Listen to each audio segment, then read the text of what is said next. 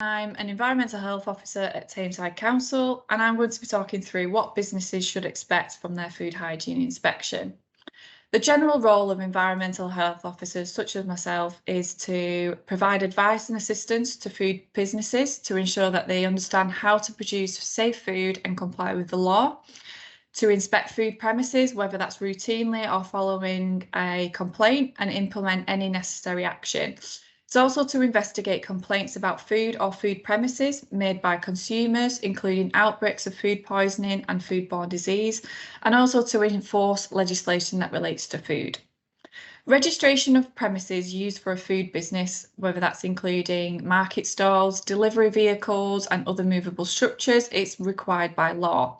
Registration will allow local authorities to keep an up-to-date list of all those premises in their area so they can visit them when they need to. This must be done 28 days prior to trading. Environmental health officers have multiple powers. They can enter and inspect food premises at any reasonable time without notice, usually when the business is open or trading. However, they may give notice if they feel it is appropriate. We interview and question any employee and take notes.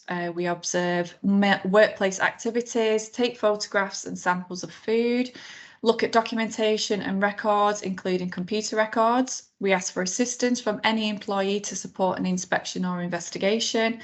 We can seize or detain food that is deemed unfit for human consumption, and we also serve legal notices.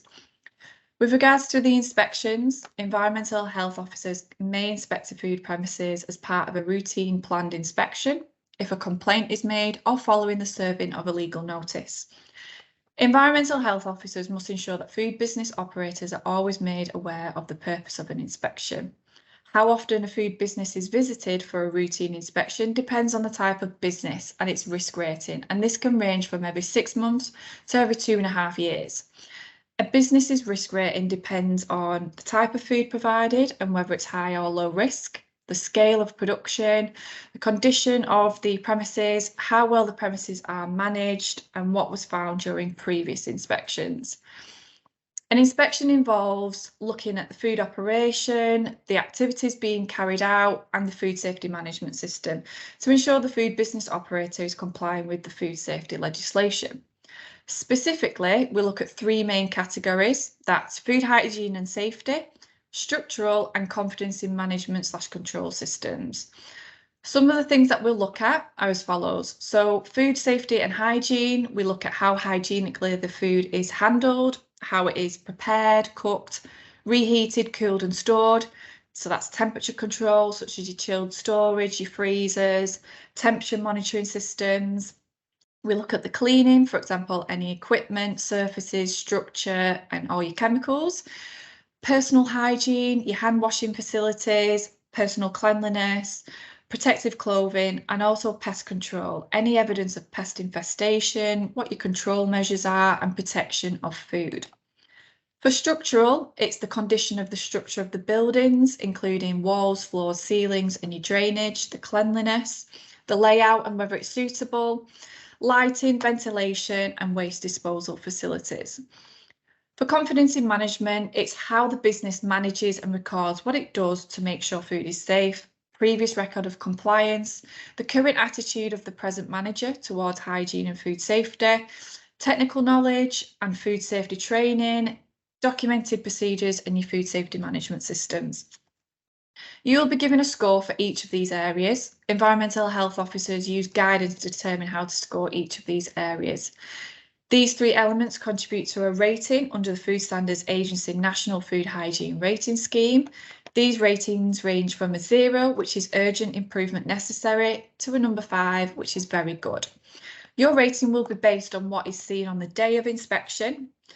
Depending on the rating you receive, could depend on whether you access or remain on delivery platforms such as Deliveroo, Uber Eats, and Just Eat. The environmental health officer will need to ascertain facts about measures being taken in the workplace to ensure food safety, and this usually involves speaking to a variety of employees, not just supervisors or managers. All staff should be able to answer confidently and competently about their area of work. It is an offence to obstruct an environmental health officer. Officers do have the power to obtain a warrant from the Justice of the Peace to enter premises, and if necessary, to ask for a police officer to accompany them. After an inspection, the environmental health officer should always discuss any findings with the food business operator or the main person left in charge and provide a written report. You can appeal if you think your hygiene rating is wrong or unfair.